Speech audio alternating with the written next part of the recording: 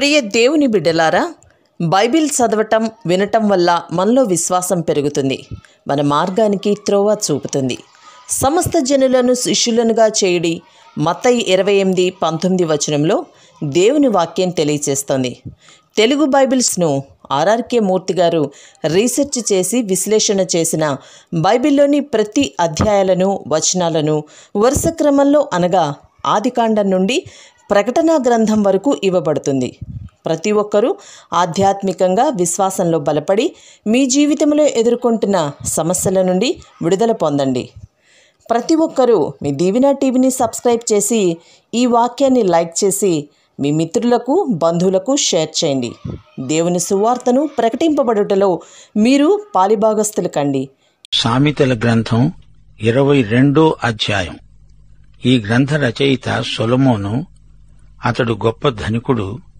డబ్బుతో కొనగలిగిందంతా అతనికి ఉంది. అయితే సొలొమోను దేవుడిచ్చిన జ్ఞానంతో డబ్బు విలువ ఏపాటిదో చెబుతున్నాడు. సామెతలు 22వ అధ్యాయం 1వ వచనం నుండి వినండి. గొప్ప ఐశ్వర్యము కంటే మంచి పేరు, వెండి బంగారముల కంటే దయ కోరదగినవి. నీవు ఎలాంటి మనిషివో అదే నీ పేరు. అదే పేరుతో లోకం నిన్ను పిలుస్తుంది. దావీదు దగ్గర బెనాయా అని ఒక యోధుడున్నాడు. అతడు యెహోయాదా కుమారుడు.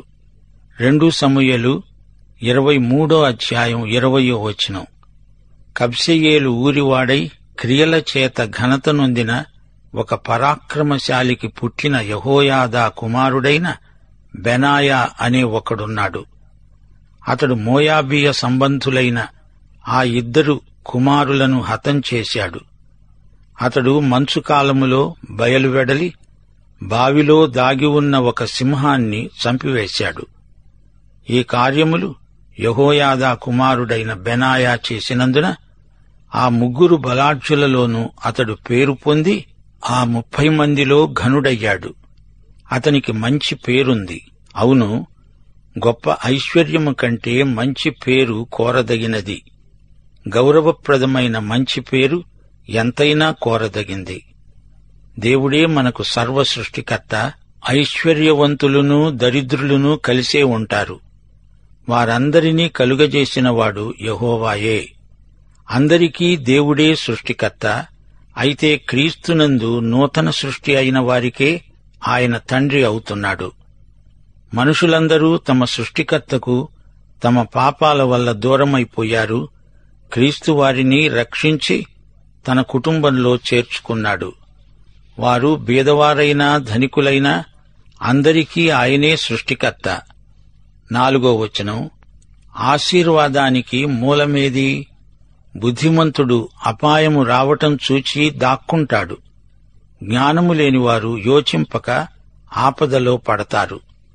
యెహోవాయందు భయభక్తులు కలిగి ఉండడం వినయమునకు ప్రతిఫలం. ఐశ్వర్యము, ఘనత, జీవము దాని వలన కలుగుతాయి. నీ నిత్య భవిష్యత్తును గురించి ఆలోచించు. నిత్యత్వాన్ని గురించి ఏర్పాటు చేసుకోనివాడు మూర్ఖుడు. ఇహలోకంలో జీవిత బీమా పథకంలో భవిష్యత్తును గురించి ఎన్ని ఏర్పాట్లు చేసుకున్నా ఒక్క క్షణంలో ఆ వ్యక్తి హఠాత్తుగా చనిపోతే అతని నిత్య భవిష్యత్తు మాటేమిటి? భక్తి వల్ల వినయం. అలాంటి వారికే ఐశ్వర్యం, ఘనత, జీవం. 5వ వచనం. ముండ్లు, ఉరులు మూర్ఖుల మార్గంలో ఉన్నవి. తనను కాపాడుకొనేవాడు వాటికి దూరంగా ఉంటాడు. జ్ఞాని అయినవాడు తన ఆత్మను ఉరి నుండి ముండ్ల నుండి కాపాడుకుంటాడు. పిల్లల పెంపకంలో దేవుడు నియమించిన విధానం ఉంది. 6వ వచనం. బాలుడు నడువవలసిన త్రోవను వానికి నేర్పు. వాడు పెద్దవాడైనప్పుడు దాని నుండి తొలగిపోడు. ఉత్తరోత్తర బాలుడు నడవలసిన త్రోవలో పిల్లలను బాల్యం నుండే పెంచాలి. వారు మంచి ఆధ్యాత్మిక క్రమశిక్షణలో పెంచబడాలి. దేవుడు చూపిన మార్గాన పిల్లలను నడిపించాలి. తల్లిదండ్రులు కాదు, పరమతండ్రి అయిన దేవుడు చెప్పాలి. నీవు పిల్లలను దేవుని మార్గంలోనే పెంచాలి.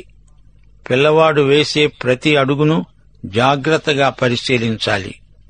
పిల్లవానికి తల్లిదండ్రులే కర్తవ్యాన్ని ఉపదేశించాలి. శోధనలను ఎలా తప్పించుకోవాలో నేర్పాలి. దేవుని మార్గమందలి ఆశీర్వాదాలను ఎలా స్వీకరించి అనుభవించాలో నేర్పాలి. వారి ఆత్మలపై ఆధ్యాత్మిక పాఠాలను ముద్రించాలి. దేవుని వాక్య సత్యాలు వారిలో భాగమైపోయే వరకు వాటిని అభ్యసించాలి, సాధకం చెయ్యాలి. ప్రార్థన వారికి స్నానమై ఉండాలి. దేవుని భయభక్తులే వారికి ప్రాణం.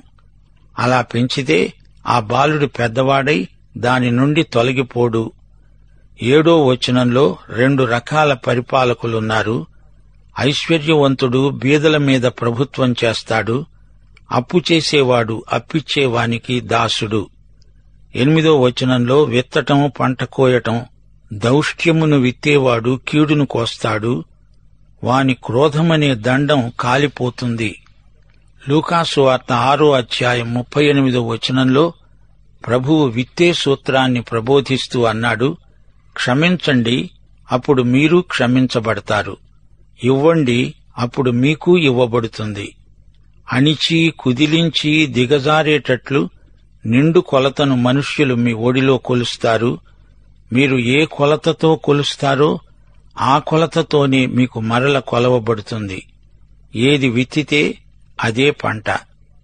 దయాదృష్టి గలవాడు తన ఆహారములో కొంత దరిద్రునికి ఇస్తాడు. అట్టివాడు దీవెన నొందుతాడు.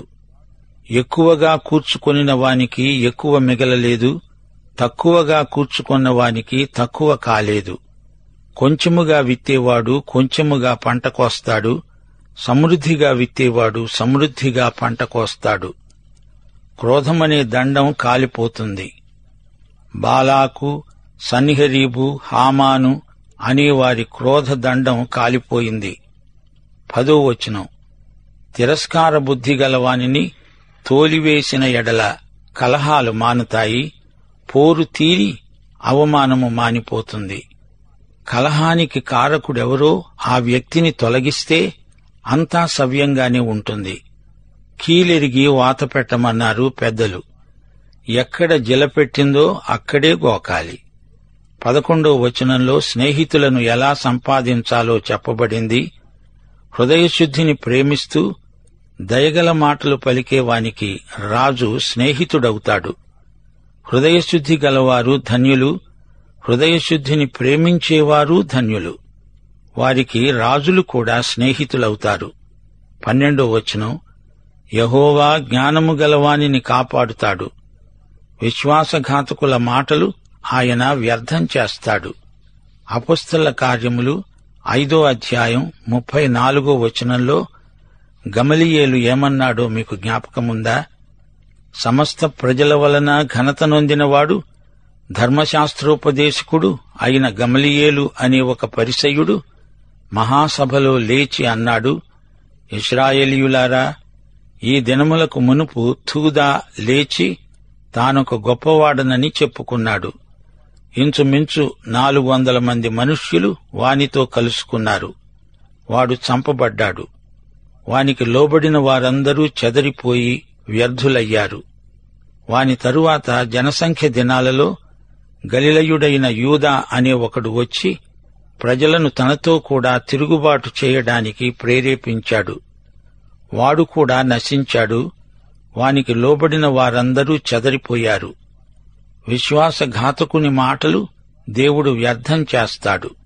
13వ వచనం, సోమరి అంటాడు, బయట సింహమున్నది, వీధులలో నేను చంపబడతాను. ఇక్కడ మనకు మళ్లీ సోమరి కనపడుతున్నాడు. సోమరి ప్రతిదానికి ఏదో సాకు చెప్తాడు. బయట చలిగా ఉంది, పొలానికి వెళ్లి దున్నడం ఈ సోమరికి ఇష్టం లేదు, సాకు చెప్తున్నాడు. అదుగదుగో సింహం బయటికి వస్తే నన్ను చంపుతానంటున్నది. ఇదొక పెద్ద అబద్ధం. పని తప్పించుకోవడానికి కుంటి సాకులు చెబుతున్నాడు. వేశ్య నోరు లోతైన గొయ్యి, యెహోవా శాపము నొందినవాడు దానిలో పడతాడు. వేశ్య మాటలు చాలా మోసకరమైనవి.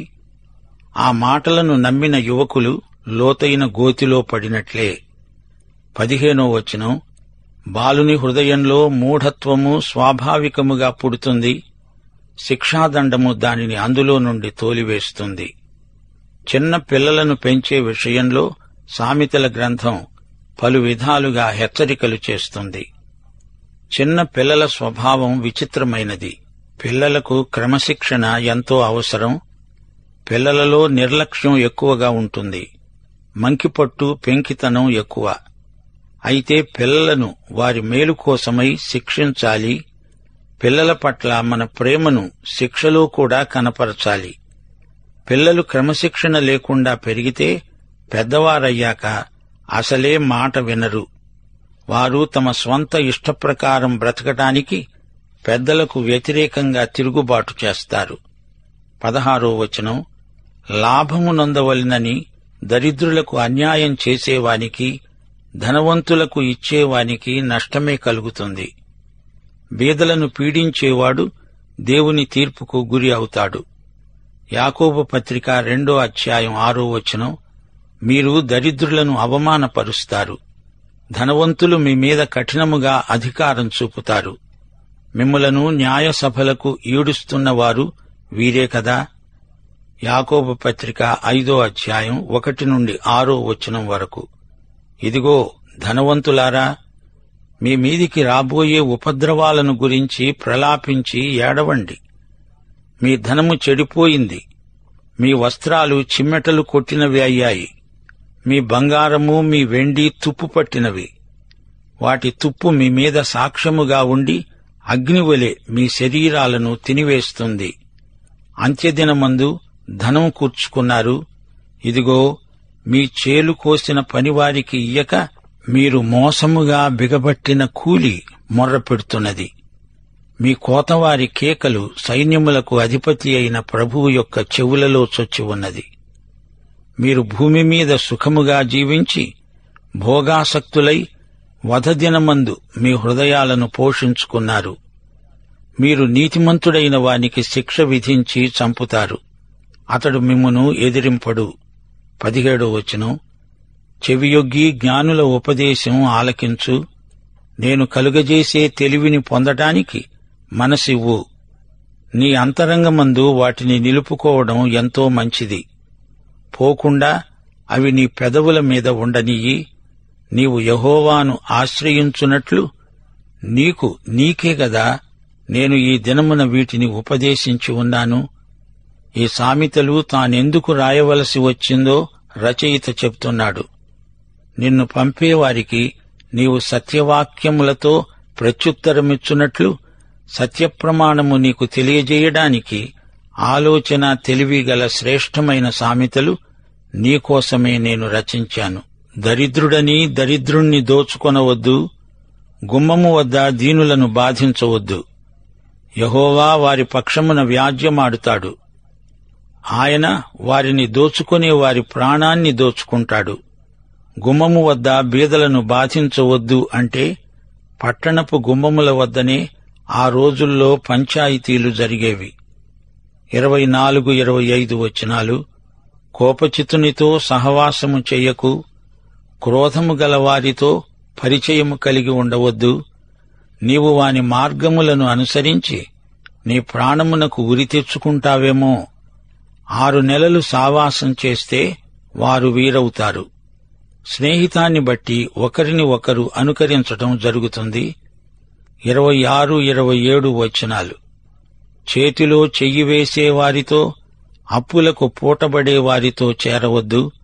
చెల్లించడానికి నీ వద్ద ఏమీ లేకపోగా వాడు కింద నుండి నీ పరుపు తీసుకొని పోనేలా చేతిలో చెయ్యేసి ఒట్టు పెట్టుకోవడం, ఇతరులకు జామీను ఉండడం, ఇలాంటి వాటికి దూరంగా ఉండాలి. తీరా వారి వ్యవహారాలలో నీవు ఇరుక్కుంటావు. నీ అనుదినావసరమైన పరుపులాంటి వస్తువులను జప్తు చేసి పట్టుకెళ్తారేమో. 28వ వచనం, నీ పితరులు వేసిన పురాతనమైన పొలిమేర రాతిని నీవు తీసివేయకూడదు. దేవుడు ఇశ్రాయేలీయులను ఈజిప్టు నుండి తెచ్చినప్పుడు వారికి వాగ్దత్త భూమిలో వాటాలు ఇచ్చాడు. గోత్రాల వారీగా స్వాస్థ్యాలు పంచిపెట్టడం జరిగింది. ప్రతి కుటుంబము సరిహద్దులు ఏర్పరచుకున్నారు. సరిహద్దు రాళ్లు నిలిపారు. సరిహద్దు రాళ్లను గురించి దేవుడు ఆజ్ఞ ఇచ్చాడు. వాటి జోలికి ఎవరూ పోకూడదన్నాడు. ద్వితీయోపదేశకాండం 19వ అధ్యాయం 14వ వచనం, నీవు స్వాధీనపరచుకొనున్నట్లు నీ దేవుడైన యెహోవా నీకిస్తున్న దేశములో నీకు కలిగే నీ స్వాస్థ్యములో పూర్వీకులు నియమించిన నీ పొరుగువాని సరిహద్దు రాతిని నీవు తీసివేయకూడదు. తరతరాలకు సరిహద్దు రాళ్లు అలా ఉండాల్సిందే. వింటున్నారా? క్రైస్తవ విశ్వాసంలో సరిహద్దు రాళ్లున్నాయి. ఈ పొలిమేర రాళ్లను, సరిహద్దు రాళ్లను కొందరు తొలగించడానికి పూనుకుంటున్నారు. అపొస్తలుల కాలం నాటి ఈ సిద్ధాంతాలు ఎందుకు? తీసివెయ్యండి అంటున్నారు. దేవుని వాక్యం దైవ ప్రేరితం. దేవుని వాక్య సత్యాలను మార్చకూడదు. అలా చేసేవారు సరిహద్దు రాళ్లను తొలగించే నేరం చేస్తున్నారని అర్థం. యేసే దేవుడు అనేది మారని సత్యం. వీరు తొలగించిన సరిహద్దు రాళ్లను తిరిగి మనం ప్రతిష్ఠించాలి. వాక్యంలో ఉన్నది ఉన్నట్లు ప్రకటించాలి. నైతిక ఆధ్యాత్మిక విలువలను, ఉన్నత ప్రమాణాలను దిగజార్చకూడదు. 29వ వచనం, తన పనిలో నిపుణత గలవాణ్ణి చూచావా?